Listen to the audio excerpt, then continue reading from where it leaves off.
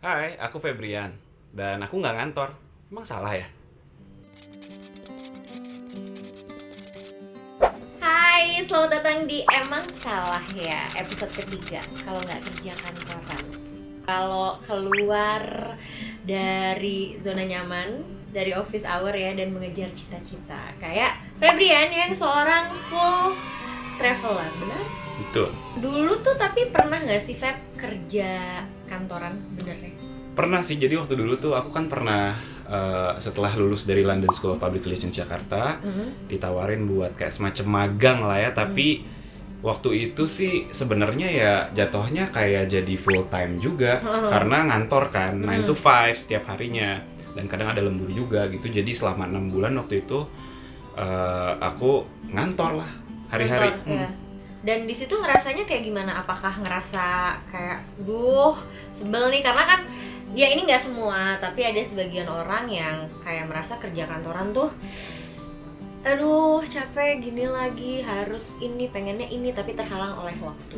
Mungkin sebenarnya sih kalau misalkan waktu itu karena baru pertama kali banget kan aku lulus kuliah, terus abis gitu dapat kerjaan dan kayak full time itu, awal-awal excited 3 bulan pertama tuh kayak seneng banget nih, setiap hari harus berangkat naik bus ke kantor, terus abis gitu ngantor, ada jam makan siang gitu kan, terus kayak keren aja gitu, terus kesannya kayak kemeja kantoran gitu. Terus ternyata lama-lama setelah 3 bulan kayak bosen ya, kayak gitu terus. Karena mungkin bukan itu yang dirasain ya. Kayaknya bukan itu passionnya deh awalnya kan, karena emang ada orang yang kayak, oh gue suka banget ngantor, gue suka banget kayak bangun pagi melakukan kegiatan rutinitas yang sehari-hari udah biasa kayak gitu, dan akhirnya di bulan akhir bakalan dibayar nih gajinya kan. Sementara kalau misalnya freelance kan juga nggak pasti, nggak jelas kayak gitu. Tapi akhirnya kenapa memutuskan untuk, kan itu tadi Febrian bilang kalau kamu excited banget kan kerja kantoran, tapi kenapa akhirnya kayaknya nggak di sini, itu titiknya di mana, dan berani untuk nggak kerja kantoran? Karena gini, kayak waktu itu, waktu zaman baru lulus kuliah kan, umurnya masih 21 gitu, kayak masih muda, masih semangat gitu. Dan karena aku juga bukan berasal dari keluarga anak yang orang kaya banget, apa gimana gitu, jadi ya emang harus bekerja nih untuk membiayai hidup dari hari ke hari gitu, dengan gaji yang secukupnya waktu itu. Berapa tuh sih boleh paling ya? Tahu nggak sih? Kayaknya gaji karena kantoran ya? karena anak magang kan, dan dan baru, itu umur 21 tahun 2006 gitu. Itu kayaknya gajinya cuman iya sebulan paling dapat lah kayak 2 juta, 2,5 juta gitu, udah sama ongkos dan dapat makan gitu-gitu. Kebayang tahun ini ya. Jadi dari situ kamu memutuskan kayaknya nggak cukup deh ini. Bukan karena nggak cukup sih, lebih ke kayaknya karena waktu itu juga sempat pas kuliah itu sempat kayak aku kerja jadi wedding singer kan. Kayaknya kalau aku jadi wedding singer cuma kerja weekend doang, dari wedding ke wedding, uangnya lebih banyak deh gitu. Maksudnya kayaknya lebih bisa hidup dibandingkan kayak harus ke kantor yang lama-lama juga ternyata itu bukan passion aku juga gitu. Akhirnya ya udahlah resign aja. Akhirnya resign, tapi itu kan bukan hal yang gampang ya. Ketika memutuskan untuk resign dari kerjaan yang tetap ya, dengan gaji yang sama setiap bulannya, ya kan berarti kan udah pasti tuh kalau gaji tiap bulan aman dong, walaupun mungkin nggak besar. Ya. Ada nggak sih bagian yang susahnya gitu untuk memulai? Karena aku tahu banyak banget orang yang mungkin juga bukan passionnya, terpaksa harus bekerja di bidang itu karena kebutuhan, tapi sebenarnya pengen juga nih ngikutin mimpi. Sebenarnya gini, aku sempat cobain kerja beberapa bidang gitu. Jadi wedding singer misalnya, sempat ngantor juga kan, jadi marketing communication-nya LSPR, terus akhirnya resign, terus dapat kontrak rekaman bikin album dari Naga Suara waktu itu. Febrian Cinta Diam-Diam. Zaman itu sempat kayak nyanyi secara komersil selama 2 tahun gitu, jadi penyanyi yang ada di TV, ada di mana, acara-acara dahsyat, inbox segala macam gitu kan. Tapi terkenal nggak tuh waktu itu? Kurang sih. Terus habis gitu kayaknya kita tuh sebenarnya sebagai manusia ya pasti ada yang namanya feeling lah gitu. Ada yang namanya tuh kayak kayaknya rasanya ini bukan jalan gue deh gitu. Pasti akan ada lah gitu. Setiap orang tuh pasti ada yang kayak gitu. Pada saat itu gue ngerasa kayak waktu jadi penyanyi rekaman kayaknya nggak bisa maju lagi, udah stuck di situ aja gitu, udah bertahun-tahun, sempat ditipu sana sini gitu, juga sempat kayak dibodohi oleh beberapa orang lah yang nggak perlu gue sebut juga. Terus akhirnya kayaknya mungkin aku ngerjain event kali ya gitu. Oke. Terus coba untuk ngerjain event sama teman-teman. Ternyata capek banget juga. Freelance kan. Tapi emang sih nama kerja nggak ada yang nggak capek. Cuman kayaknya ngerasa kayak jalannya bukan di sini. Terus akhirnya balik lagi new wedding karena ngerasa dari selama ini paling ini kayak passion aku tuh nyanyi gitu. Terus waktu itu terakhir sebelum jadi full time travel blogger, weekend itu nyanyi wedding, weekdays jalan-jalan, terus kayak bikin blog, terus habis itu coba belajar tentang foto karena emang passionnya juga di dunia fotografi juga kan. Setelah sekitar 1 tahunan ngejalanin kayak gitu, terus kayak wah capek juga ya. Terus akhirnya ketemu sama satu orang namanya Mas Alexander Suryono. Oke. Tahu nggak? Tahu dong. Tahu ya. Ternyata beliau itu adalah seorang career coach dan juga psikolog. Terus nanya ke Mas Alex kan, Mas Alex, kalau misalnya dari jalan-jalan tuh bisa menghasilkan nggak ya? Soalnya kan selama ini penghasilannya dari nyanyi wedding kan. Terus di weekdays jalan-jalan dan nggak menghasilkan, malah buang-buang duit gitu. Kata Mas Alex ini, menurut kamu bisa nggak? Bisa. Terus kan, ya, if you have no doubt in yourself, then you can do it. You gonna make it. Gitu. Jadi kamu tanpa ragu percaya kata-kata dari Mas Alex? Dan mungkin saat itu juga kayak emang yakin sama diri sendiri kalau gue bisa gitu. Tapi dia bilang gitu, you have to do it 100%. Because if you do something 100%, the result is gonna be 100% as well. Tapi kalau ngelakuinnya setengah-setengah, hasilnya bakal setengah-setengah.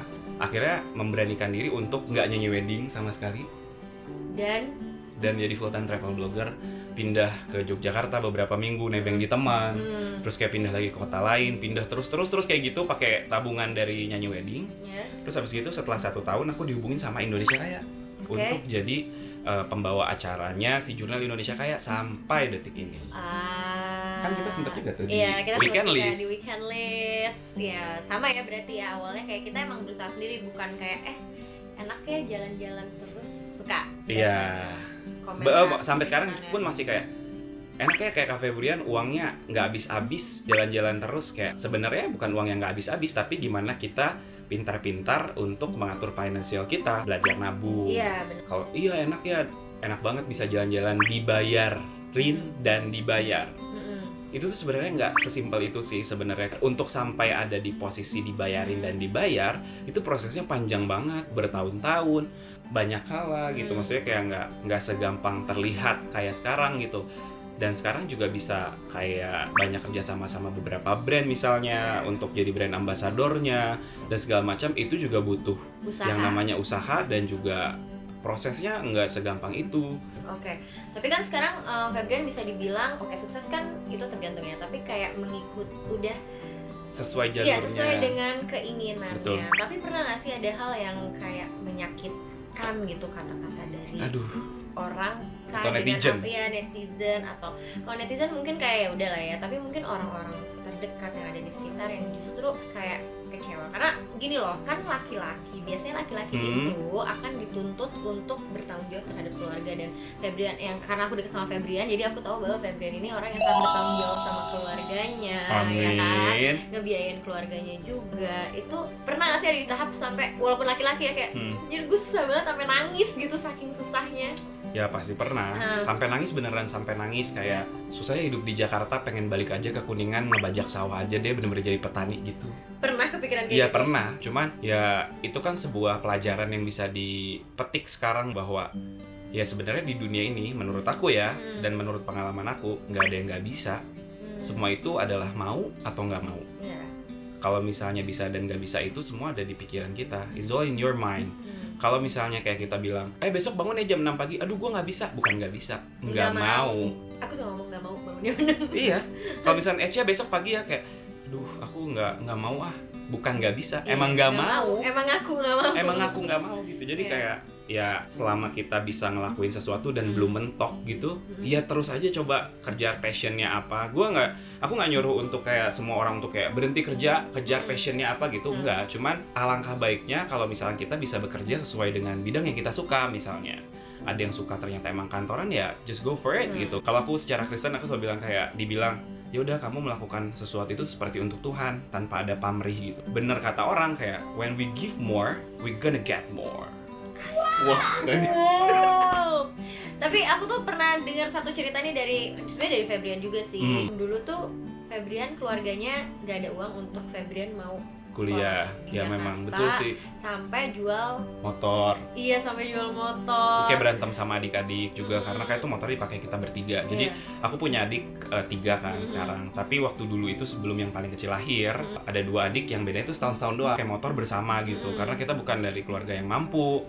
Dan akhirnya maksain pengen kuliah ke Jakarta karena waktu itu pengen jadi penyanyi. Setelah aku pikir-pikir, emang aku tuh orangnya kalau pengen sesuatu harus dapat gitu. Ambisius juga. Ambisius lumayan, cuman kalau sekarang sih udah nggak ambisius lagi ya. Tapi kan ini untuk diri sendiri ya, kayak sebenarnya ke orang tua pernah nggak sih kayak ya ini kasarnya ngerasa bersalah ya, karena kebanyakan aku juga kebetulan punya teman-teman yang memang kerjanya, termasuk suami aku sendiri, dia tidak kerja di kantor gitu.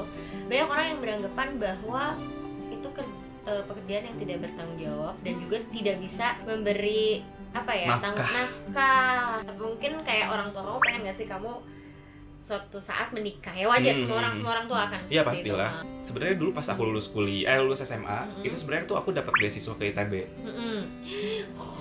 Sebenarnya dari pemerintah daerah Kuningan. Aku dari asal dari Kuningan, Jawa Barat. Tapi kamu nggak ambil? Aku nggak ambil. Sebenarnya orang tua juga kayak papi aku misalnya kayak kamu tuh harusnya ambil aja meskipun ada ikatan kontrak kerja, nanti kamu lulus dari ITB kamu kerja di Kuningan di Pemda jadi PNS, nanti dapat asuransi segala macam bla bla bla bla gitu udah, kan. Ya udah jalan hidup yang udah aman gitu. Yang udah aman aja. Cuman ternyata aku lebih memilih untuk nggak yang nggak aman gitu. Aku lebih memilih kejar mimpi, datang ke Jakarta meskipun kata orang di Jakarta tuh zaman dulu kan bang napi. Mami aku udah kayak kamu hati-hati nanti di sana narkoba segala macem gitu kan. Iya, tapi ya buktinya sampai sekarang ya puji Tuhan bisa survive, dan akhirnya orang tua juga ngelihat kayak oh ini anak emang dablek gitu. Kayak ya udahlah, kebetulan keluarga aku juga bukan tipikal yang kamu harus jadi A, kamu harus jadi B gitu. Jadi ya terserah sok mau ngapain, selama itu positif ya just go for it gitu. Dan sampai sekarang akhirnya aku bisa nguliahin adik aku di Tenda. Jadi kalau ngerasa sukses sih enggak, cuman at least aku udah bisa berguna untuk orang lain, untuk keluarga. Kayak gitu ya, karena kayaknya emang keluarga Febrian ini juga sama kayak nyokapnya. Kalau suka lihat di Instagramnya, nyokapnya baik banget. Itu katanya dia pernah ini cerita lain dari Febrian, nggak punya uang tapi tetap orang tuanya tuh minjemin uang untuk tetangga ya. Iya kayak gitu memang. Jadi memang udah terbiasa dari kecil untuk ya berbagi gitu. Untuk berbagi aja. Juga. Karena dari kecil selalu diajarin buat bersyukur, berapapun yang kita punya, seberapapun yang kita dapat, ya udah disyukurin aja itu yang didapetin tanpa harus kayak ngebanding-bandingin sama orang lain yang lebih kaya banyak, kayak yang lebih berkekurangan juga banyak gitu. Oke deh, pertanyaan terakhir untuk Febrian ya. Apakah semua orang bisa keluar dari kantor dan mengejar impiannya? Dan juga buat teman-teman yang gue tuh udah ngikutin nih kata orang, ngikutin passion tapi masih gagal. Oke. Kalau misalkan menurut aku pribadi nih ya, menurut aku sih just keep on trying. Kalau misalnya ngerasa udah mentok banget, kita tuh tahu bahwa kayak kapasitas kita tuh sampai mana. Kita tahu batasnya. Ketika waktu dulu gue jadi penyanyi misalnya, aku ngerasa kok kayaknya udah mentok gitu. Aku udah nggak bisa berkembang lagi. Padahal itu ngerasa passion ya. Iya, padahal itu ngerasa passionnya kan. Terus kayak ya udah jangan maksain, coba cari lagi yang lain. Karena kita sebagai manusia, passion itu nggak cuma satu kadang. Cuman satu lagi, kita sebagai manusia kita bisa berusaha dan kita nggak bisa menentukan. Yang menentukan itu yang di atas. Ada kekuatan yang lebih besar dari kita kan, which is Tuhan kalau kita percayanya. Yang nggak percaya Tuhan juga ya terserah. Kalau kata Tuhan belum waktunya, ya belum waktunya. Ya belum waktunya. Atau mungkin bisa muter dulu ngejar yang lain. Ya kita harus tahu. Kita harus tahu batasannya. Setiap orang itu punya batasan. Karena menurut aku sih sampai kapanpun, sampai tua umur berapapun, selama kita masih punya energi, itu pasti bisa dicapai asalkan kita ada usaha, tahu batasan logisnya sampai mana gitu. Jangan maksa dan ambisinya terlalu maksain sampai akhirnya menghalalkan segala cara, ya jangan juga. Iya. Harus tahu ya mana yang passion dan mana yang ambisi. Karena kan ambisi juga ya ada bagusnya ada jeleknya juga ya. Iya.